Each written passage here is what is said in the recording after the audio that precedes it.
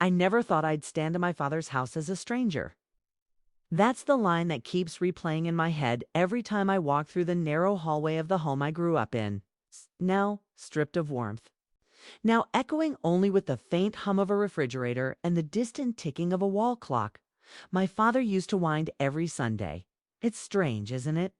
How a place can remember your laughter, your tears, your childhood, yet refuse to welcome you once love is gone.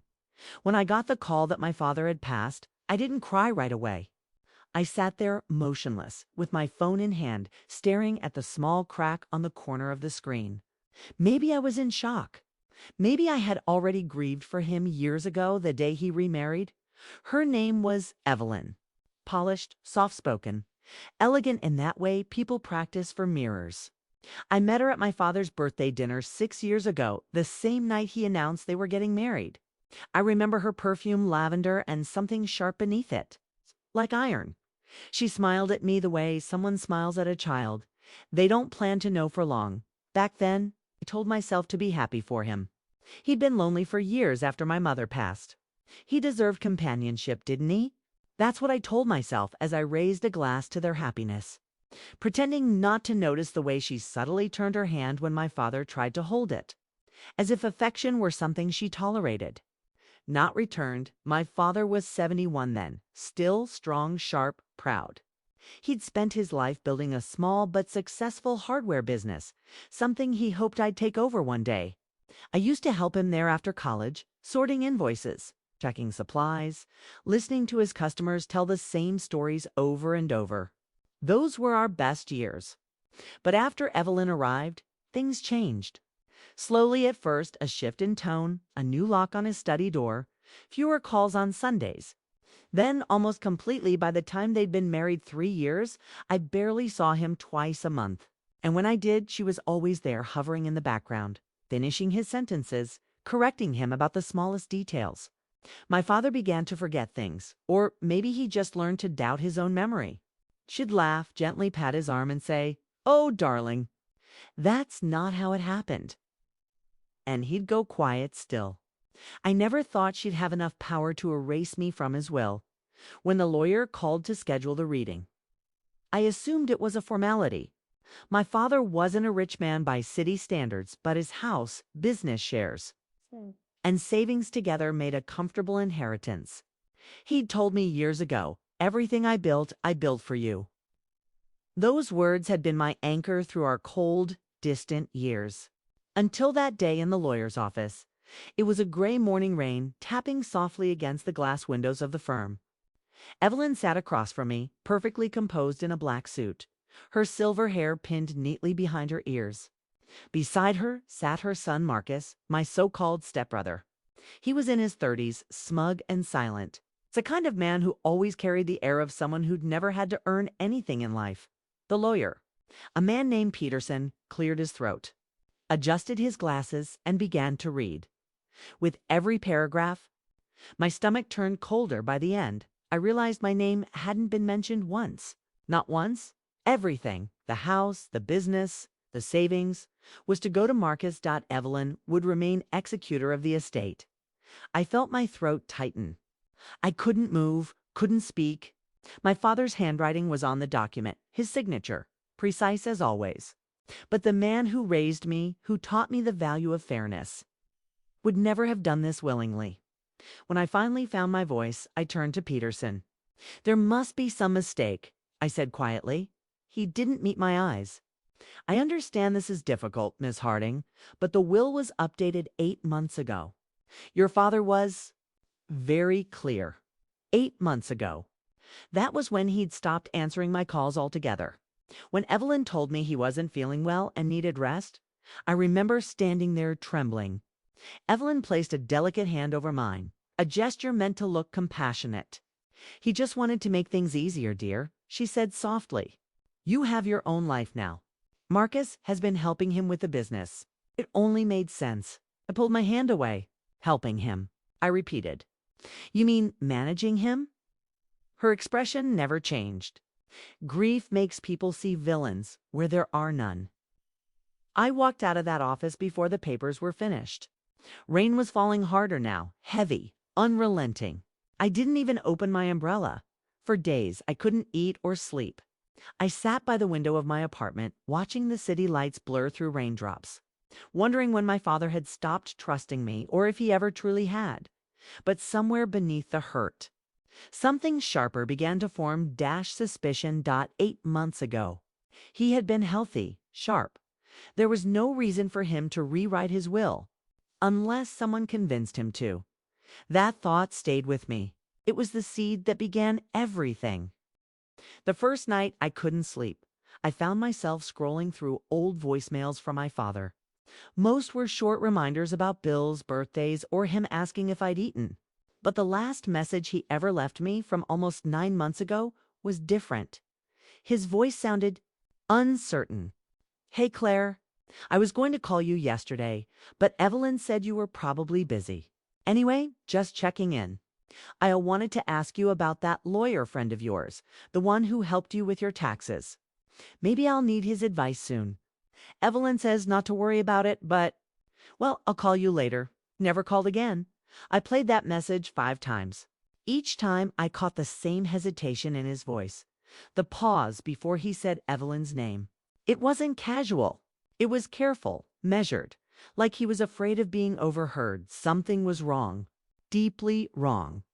The next morning I drove to his house, her house now, I guess. The driveway was clear, but the front garden looked neglected. My father had always been proud of his roses, trimming them every Sunday. Now they were dry, brittle, and yellowing.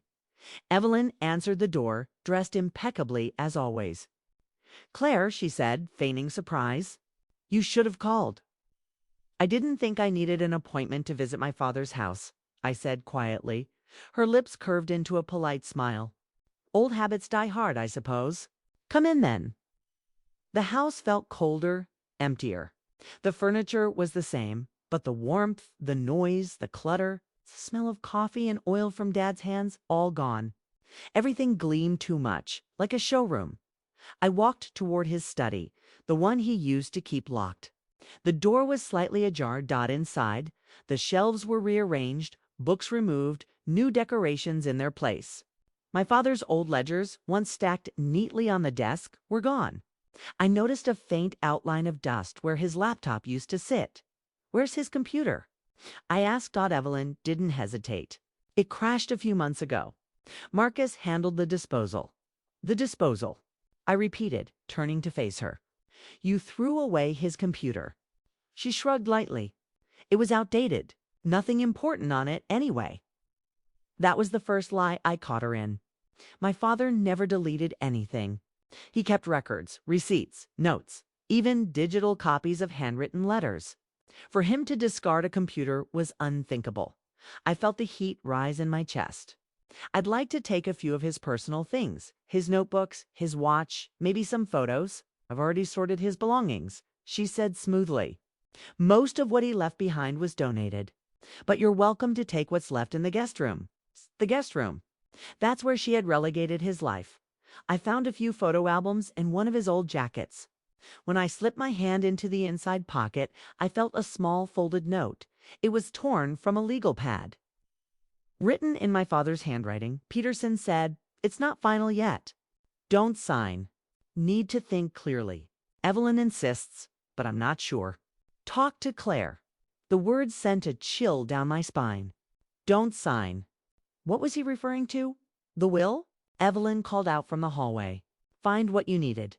I quickly slipped the note into my pocket. "Yes," I said, forcing a smile. "Just memories." When I left, I sat in my car for nearly an hour, gripping that note in my hand until it crumpled. My father had doubted something. Maybe he didn't even intend for the new will to go through. Maybe he'd been pressured, but by whom? That night, I reached out to Daniel, a friend of mine who worked in property law. He was kind enough to meet me the next morning at a cafe downtown. After reading the note, he leaned back and sighed. If this was written before the will was finalized, it could be important. "But Claire, you'll need proof that he was coerced or manipulated. Otherwise, the will stands." "How do I prove that?" I asked. "Start with his medical records," he said. If there was cognitive decline, dementia, memory loss, it could mean he wasn't of sound mind. But if Evelyn controlled his access to doctors, that might be tricky. I can try, I said. I just know he wouldn't do this to me. Daniel gave me a long look. Then you'll need to show that someone else did. Over the next week, I started digging. I called his old employees at the hardware shop. Most of them said they hadn't seen him in the last 6 months. Marcus had been coming in on his behalf, handling payroll and orders. One of them, a kind older man named Henry, told me something that stuck. Your dad didn't look right near the end. He said, quieter, almost, afraid to speak, afraid. I asked. Henry hesitated. He'd checked the door a lot when Marcus was around. Once he asked me if I thought Evelyn was taking too much interest in the accounts. I didn't know what to say. I thanked him and hung up, my pulse racing. Later that evening, I went through my father's old bank statements. I had access to some of them because he'd added me as a co-signer years ago before Evelyn. What I saw made my stomach twist. Large withdrawals, thousands at a time, marked as home expenses and medical care. But my father hadn't been hospitalized. I decided to visit Dr. Patel, his longtime physician. The clinic smelled faintly of antiseptic and citrus.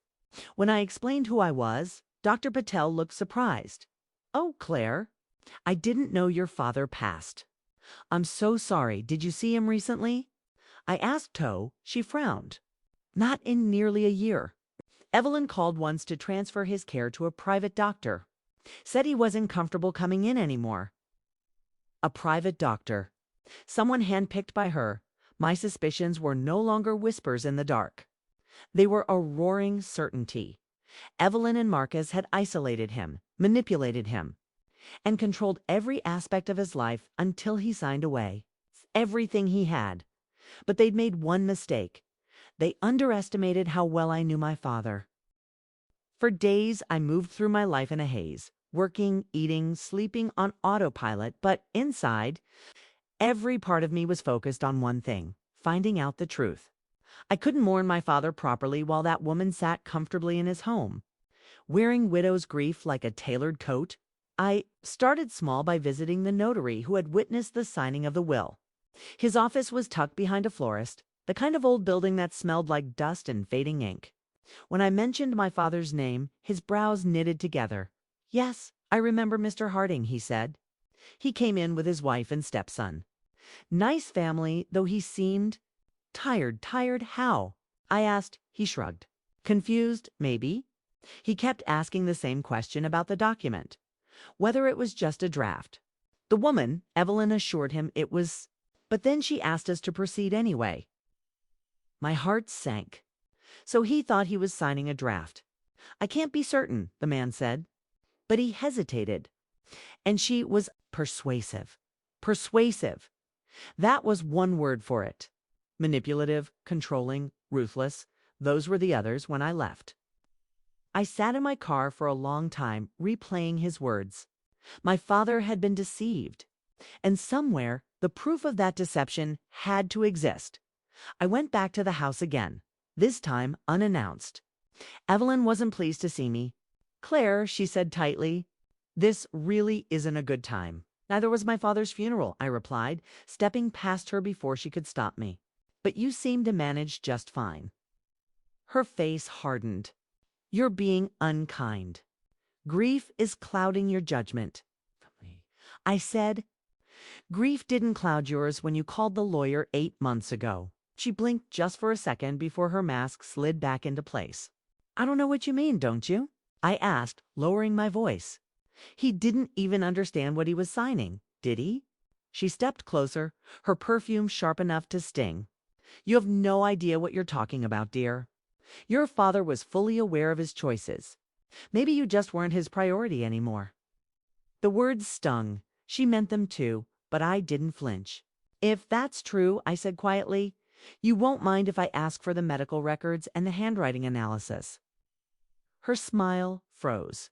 Excuse me? Daniel's filing a petition for will contestation. We're starting with a capacity assessment. The color drained from her face. For the first time, I saw fear flicker behind her calm exterior. I left before she could recover that night. I couldn't sleep again. I opened the note my father had written, "Don't sign. Need to think clearly." And I pressed my fingers over the indentation of his handwriting, if I could still feel the warmth of his hand. I remembered one night, long ago, before Evelyn entered our lives. We'd been sitting in the kitchen after closing the hardware store, eating leftover stew. He'd told me, "The most dangerous kind of thief isn't the one who breaks in, Claire. It's the one who convinces you to open the door yourself." At the time, I thought he was talking about business. Now, I understood. Evelyn hadn't stolen his wealth. She'd stolen his mind, his trust, his sense of control, and, in the end, even his name. I decided to call Marcus. He answered on the second ring, his tone smug as ever. "Claire, too? What do I owe the pleasure?" "Cut the act," I said. "You were there when my father signed the will." "Course," he said. "He wanted me there, did he? Or did your mother?"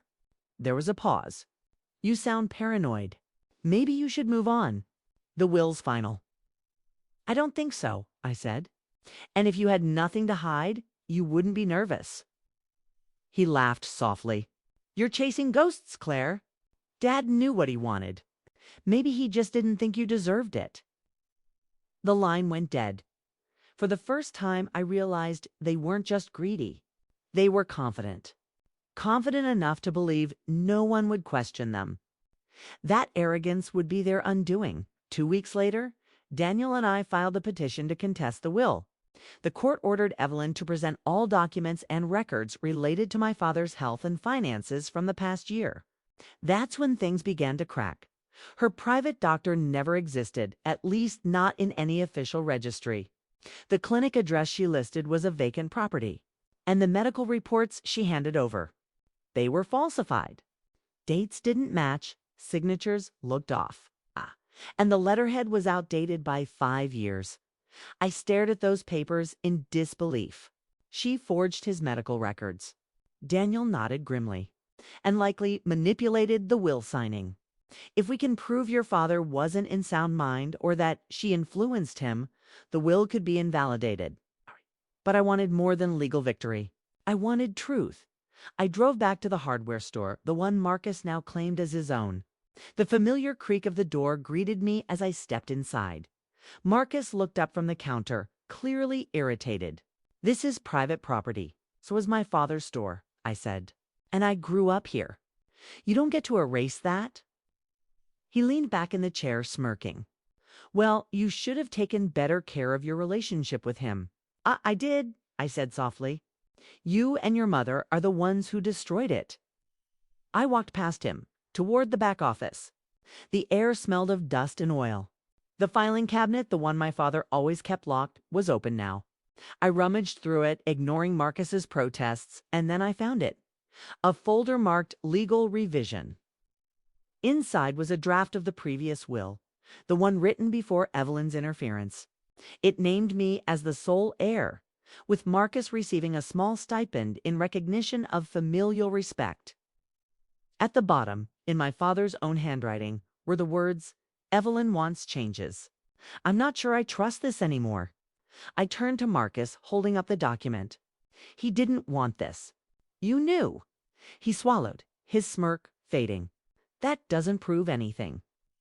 "Maybe not," I said, "but combined with forged records, witness statements, and the note he left me, it's enough to start." For the first time, he looked nervous. His eyes darted toward the window. "You think you're some hero, don't you?" I took a step closer. "No, I'm just my father's daughter." That night, as I sat in my car outside the old store, I finally cried. Not for the money, not even for the betrayal, but for the man my father had become in those final months. Trapped in silence, doubting his own mind. The next morning, I received a call from Daniel. His voice was brisk, excited.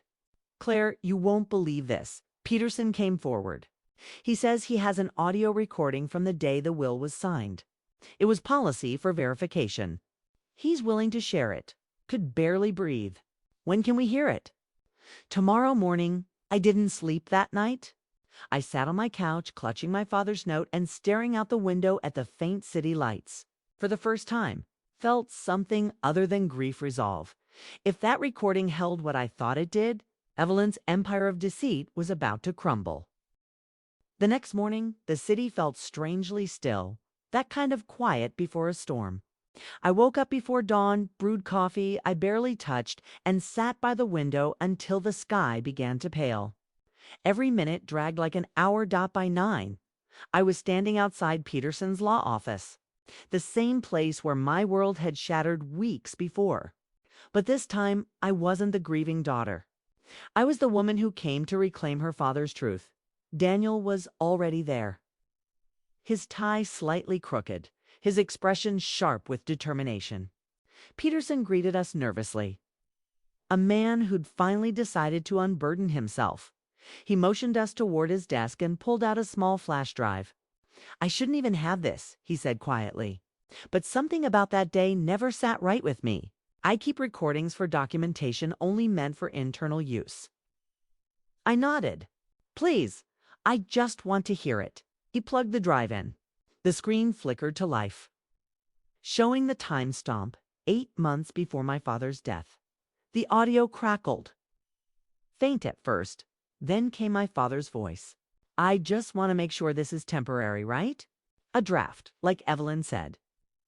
Then Evelyn's voice, smooth, practiced, laced with quiet insistence. "Of course, darling.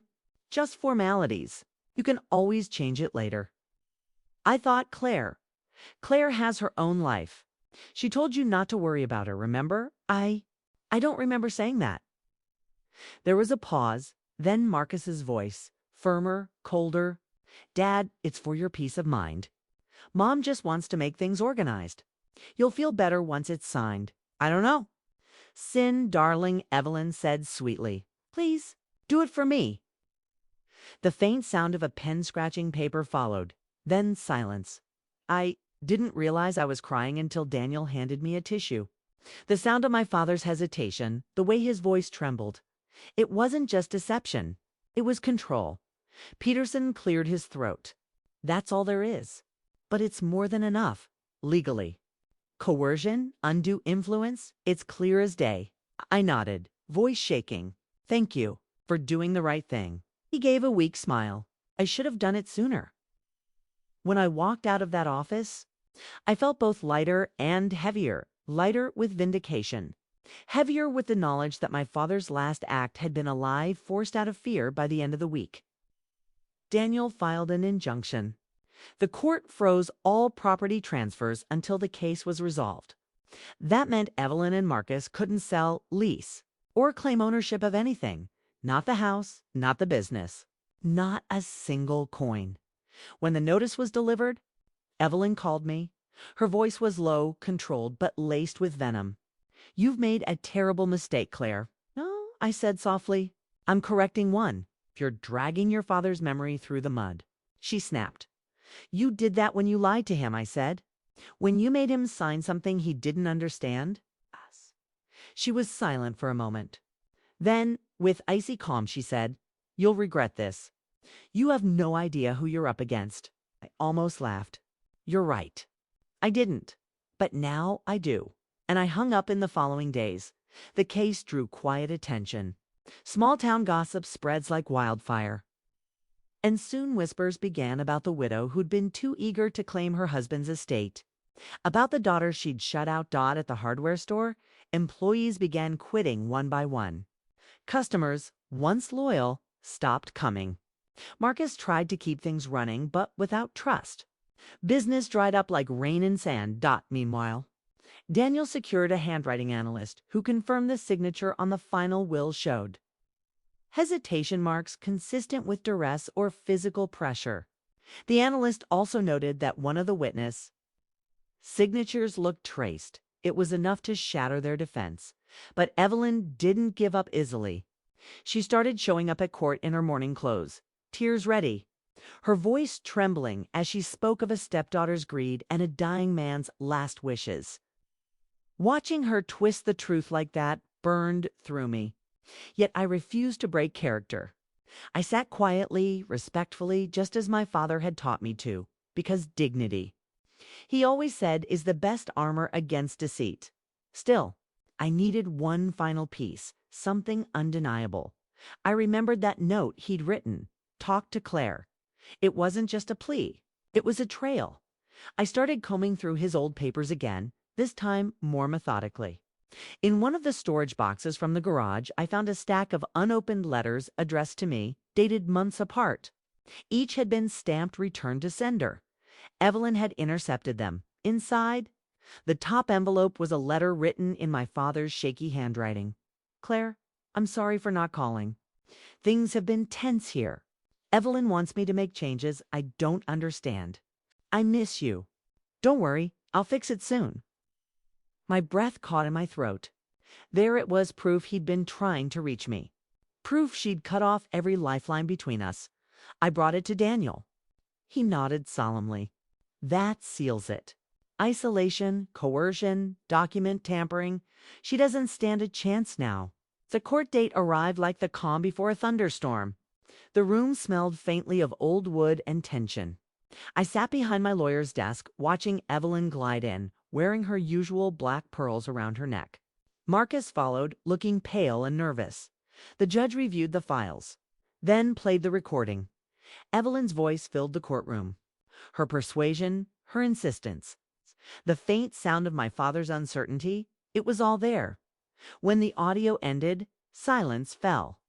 Even Evelyn looked shaken, as if hearing her own cruelty played aloud had stripped away the mask she'd worn for years. The judge leaned forward. "Mrs. Harding, do you wish to comment on this recording?" Evelyn hesitated, then straightened her spine. "He knew what he was signing," she said, her tone brittle. "I was only helping him." The judge's gaze was cold. "Helping him or helping yourself?" Her lips parted, but no sound came out. The decision was swift. The will was declared invalid due to coercion and undue influence. The estate was to revert to the original document, the one naming me as sole heir. Evelyn and Marcus were ordered to vacate the house within 30 days. I didn't celebrate. I just sat there, tears spilling silently. Justice doesn't bring back the dead, but it gives their memory peace. Evelyn brushed past me as she left, her perfume still sharp, her face tight with bitterness. "You think you've won?" she hissed. I looked at her, calm. "No, I think my father finally did." That evening, I drove to his house, my house now, and unlocked the door. The silence was heavy, but this time it didn't hurt. It felt clean, honest. In his study, I placed the note he'd written inside a frame on his desk. The light from the window caught the ink just right, making the words glow faintly. "Don't sign." Talk to Claire. For a long time, I just sat there, feeling the quiet settle around me. The roses outside were wilted, their branches tangled with thorns. I spent the next hour pruning them, like my father used to. Hands cut, palms dirty, heart finally still. The days after the verdict felt strangely hollow. There were no cheers, no catharsis, only the echo of a courtroom's silence following a final judgment. I moved back into the house on Brookhaven Road, though it barely felt like home anymore. The air still carried traces of Evelyn's expensive perfume, faint but stubborn, like the ghost of her deceit lingering in the corners. For weeks, I worked methodically to restore the place to what it had once been. I donated her porcelain figurines, tore down the heavy drapes she'd hung to block out sunlight, and opened the windows wide. The air that rushed in was cold and cleansing. Daniel stopped by one afternoon with the finalized paperwork. "It's done," he said simply. "Everything's transferred. You own it all now. The house, the business, the savings accounts." I nodded. "It doesn't feel like winning." He smiled faintly. "Justice rarely does." The news spread fast. In small towns, scandals have a way of embedding themselves into everyday conversation. A whisper here, a knowing look there.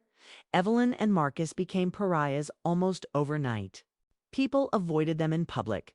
Business contacts vanished, and the sympathy that once surrounded them curdled into disgust.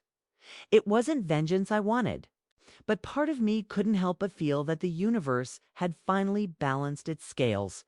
A week after the ruling, I received a call from a number I didn't recognize. "Claire, came Marcus's voice, unsteady. We're leaving town. I said nothing. He exhaled shakily. She's not herself anymore. She barely sleeps, barely eats. Keep saying your father's watching her. His voice cracked. I didn't know she was lying about the letters. I thought she just wanted peace. You wanted comfort, I said quietly. You both did, even if it cost someone else's truth. I'm sorry. There was sincerity in his tone, but also fear and guilt. I hope you learned something from all this, I said, because the kind of peace that comes from stealing isn't peace at all. He didn't respond, just a soft, broken goodbye. Then the line went dead. 2 months later, the Hardings, as the town still called them, disappeared completely. Their house was sold at auction, their business liquidated. Rumor had it Evelyn moved in with a distant cousin upstate, her health deteriorating, her once luminous beauty fading like a painting left in the rain. Marcus reportedly took odd jobs, construction, deliveries, anything that kept him busy and out of sight. Justice had been served. But I couldn't help wondering what justice really meant. Was it punishment? Or was it simply the truth finally breathing free after years of being smothered? One rainy afternoon, while sorting through my father's old documents, I came across something I hadn't noticed before. A folded letter tucked inside an old gardening journal. The paper was yellowed and brittle, but his handwriting was still strong. Claire, if you're reading this, I probably didn't get the chance to tell you how proud I am. You have your mother's courage and my stubbornness. If the world ever turns cold, remember this. Goodness doesn't need to shout. It simply endures. Love, Dad. I sat there for a long time, staring at the ink that had outlasted lies. Outside, the rain tapped against the window, steady, unrelenting. I imagined him somewhere peaceful, free from the shadows Evelyn had cast, and I smiled. Spring came slowly that year. The roses in the backyard, once choked by weeds, began to bloom again. I spent my mornings pruning, watering, tending to them, finding quiet comfort in the same ritual that used to calm him. Neighbors started stopping by, tentatively at first. Mrs. Gardner from next door brought me apple pie. The postman began leaving small notes of encouragement in the mailbox. You did the right thing. One red dot. It wasn't the kind of victory that made headlines, but it was a victory all the same. One afternoon, as I was cleaning the old study, I noticed a small keyhole beneath the bottom drawer of my father's desk, one I'd never seen before. I searched the drawers and found a tiny brass key taped to the underside of the desk.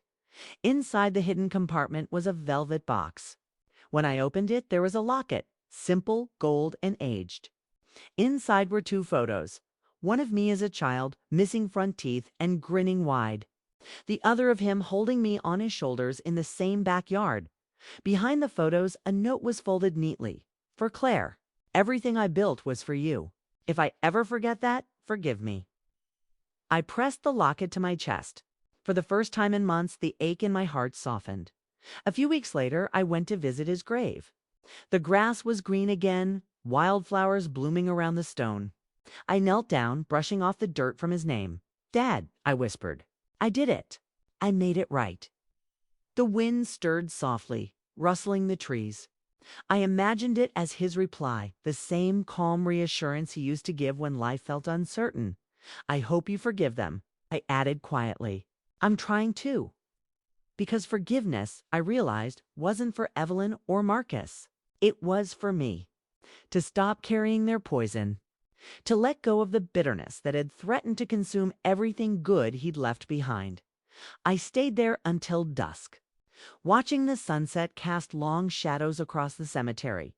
When I stood to leave, I noticed something carved faintly into the base of the headstone, a line I'd never paid attention to before. Truth survives even the darkest inheritance. I smiled through my tears. He'd chosen those words himself. Even back then, he must have known the truth always finds its way home.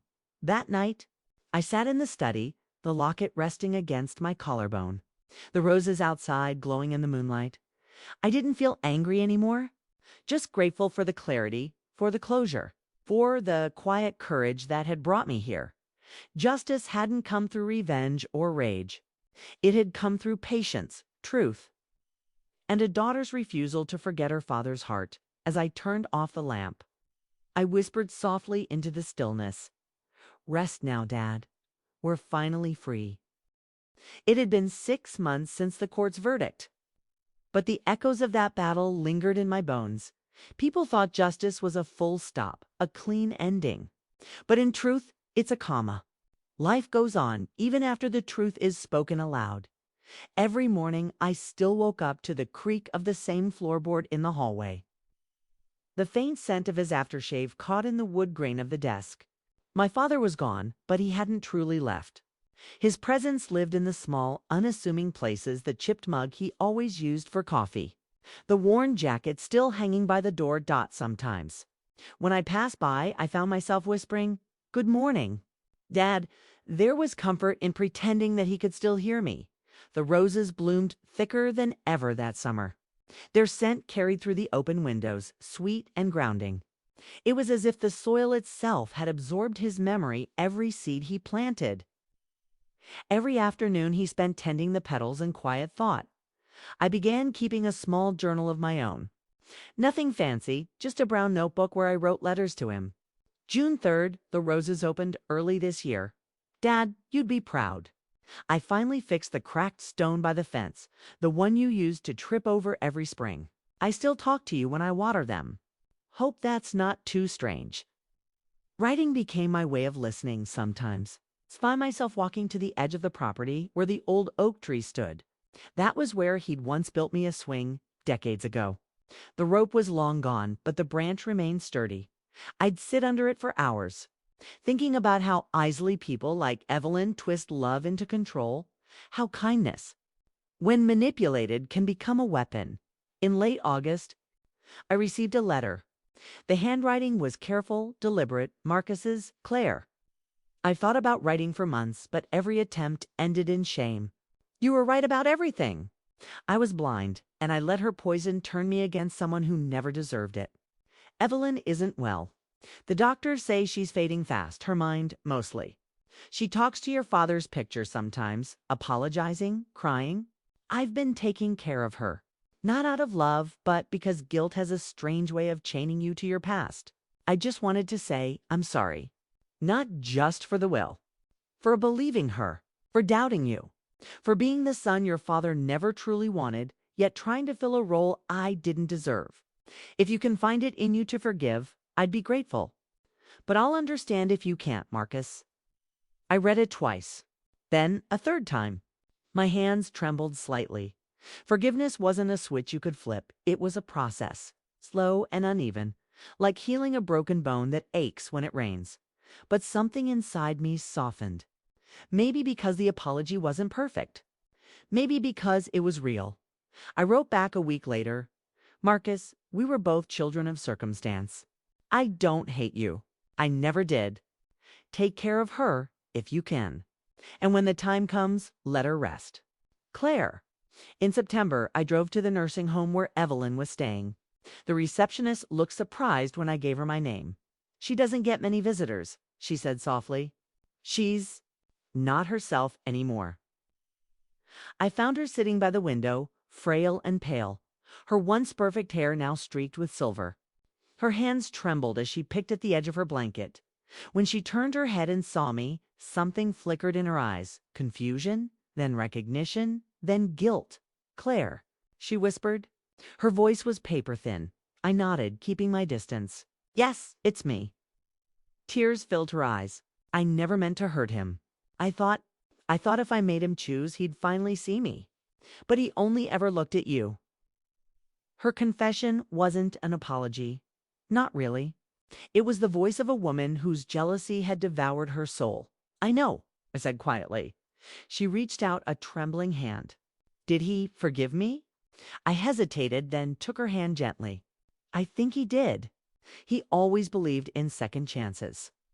Her eyes filled with tears, and she closed them as if the words were a prayer she'd been waiting to hear. For a brief moment, I saw her not as the woman who'd stolen my inheritance, but as the woman who'd lost herself chasing validation she'd never receive when I left. She was still staring out the window, whispering my father's name. 2 weeks later, Marcus called again. "She's gone," he said softly. In her sleep. There was no triumph in his tone. Only exhaustion, the kind that comes after years of regret. "I'll take care of the arrangements," he added. She didn't want much. Just peace. "Then give her that," I replied. He hesitated. "Would you come?" "To the service?" I paused. "No, but I'll send flowers." And I did white lilies, his favorite. I didn't go to say goodbye to her. I'd already done that the day I forgave her. Months passed. Life, in its quiet persistence, began to feel normal again. The house became my sanctuary, not a symbol of loss, but of reclamation. I hosted small dinners with old friends, laughed again, let music fill the rooms that had once felt too big. One evening, as twilight settled, I stood in the garden, my hands dirty from soil, my heart oddly light. Daniel stopped by, dropping off some paperwork I needed for the estate's final closure. He looked around, smiling. "You've brought the place back to life." "Maybe it just needed honesty," I said. He chuckled. "You ever think of selling it?" I shook my head. No, this was his legacy. Not the money, not the property, but the love he poured into it. Daniel studied me for a moment, then said softly, "You did right by him." As he drove off, I stayed in the garden watching the sun dip below the horizon. The light caught the roses just right, turning their petals gold. I thought of my father's words, "Goodness doesn't need to shout. It simply endures." That was his true inheritance. Not the land, not the accounts, but that quiet, enduring decency.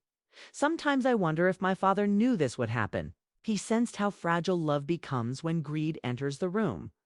But then I remember he believed in people, even when they failed him. That was both his strength and his undoing. I used to think forgiveness meant forgetting. Now I know it means remembering without letting the memory define you. So, when people ask what I inherited, I tell them the truth. Not wealth, not property, but clarity, the clarity to see through masks, the strength to fight for what's right quietly but firmly, and the peace to let go when the battle's over. My father didn't leave me out of his will. He left me something far greater. He left me the will to be better. Asterisk, would you have done what I did? Or would you have walked away? Tell me in the comments below.